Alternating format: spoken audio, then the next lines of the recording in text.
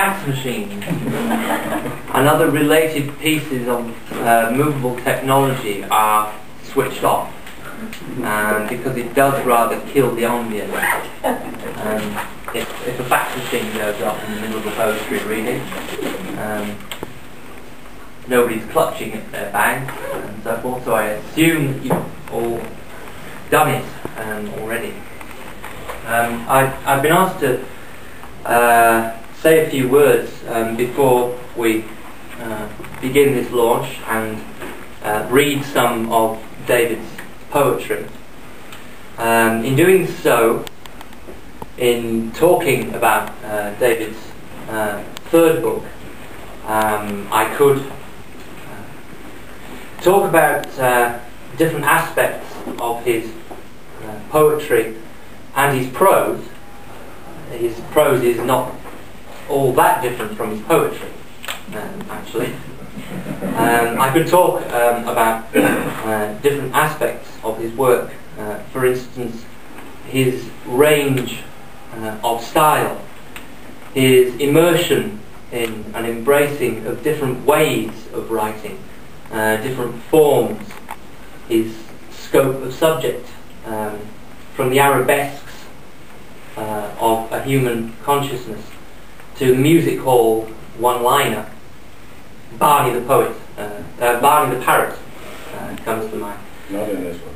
Not in this book.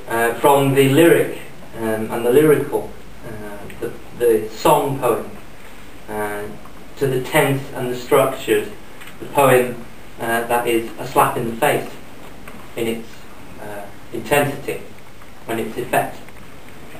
But I think there are two aspects to David's work principally.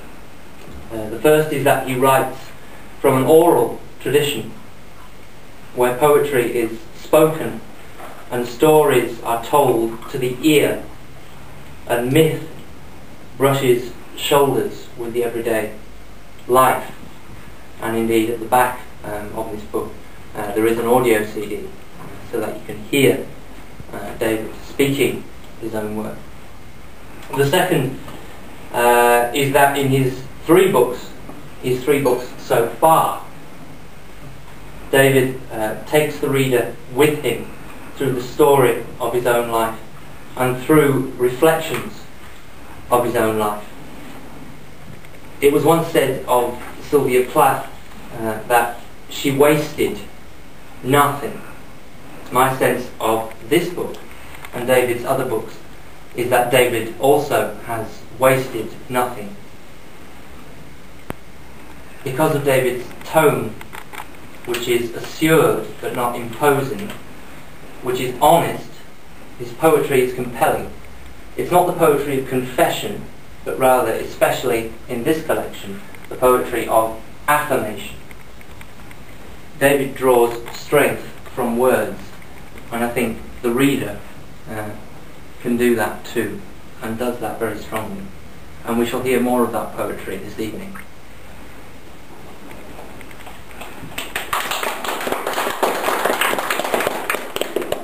Thank you, Ian. Just a little bit about the book before this book is dedicated to my mother. My mother was in her 90s when my first book of poetry was published. And she was enormously proud. And not that she would ever tell me that. She wasn't going to let me be big out. That wasn't her style.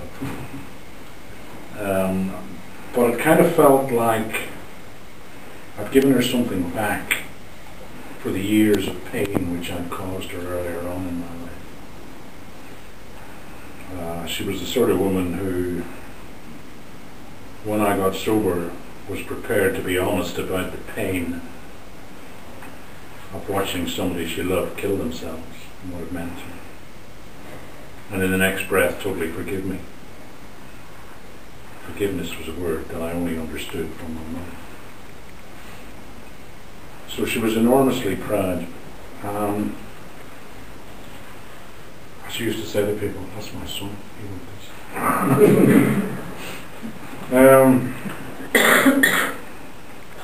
She didn't like the second book at all. She was quite prepared to tell me that. She was at a stage in her life where concentration, the ability to concentrate was limited.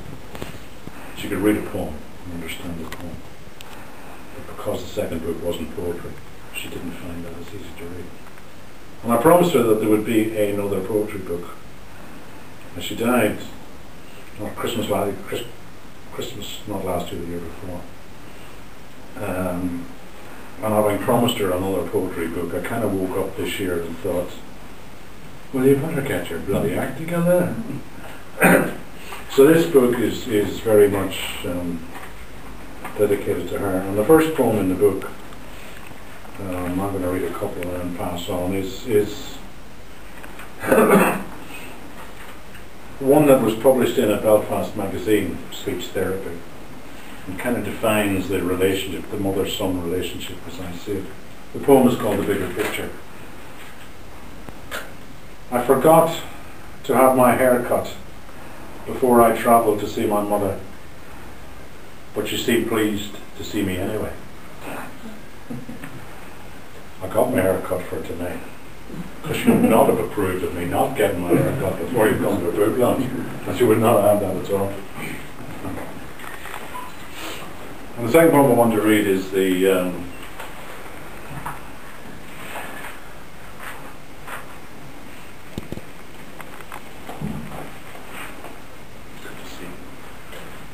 second poem I want to read is the title poem from the book. The book is called Belfast by Bedlam. This poem I started to write last August and finally finished in about February this year. I knew when I started to write the poem that I was trying to say something significant, but it wasn't until early this year that I actually got the poem I wanted. The poem is called Belfast by Bedlam. In between Belfast and Bedlam, on the long curved pathway which weaves in and out of sanity, I have stumbled many times. Slipped sideways through a portal into corridors and empty buildings where I met myself coming back, yet passed by without acknowledgement. Listened to, been enamoured by voices and music coming from walls, giving me succour and comfort from times of abandonment. Joined the company of green demons, which at first swooped, snarled, snapped, threatened my very existence, yet later became my friends.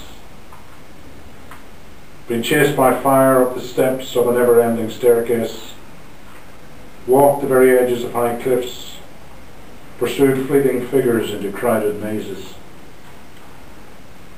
joined singing, dancing cherubs on the pavements of lonely city streets, been seduced and then rejected by a witch, a mistress of disguise. Yet I survived, and better still, with help from those who loved me and guidance from my higher power, I found a road called recovery.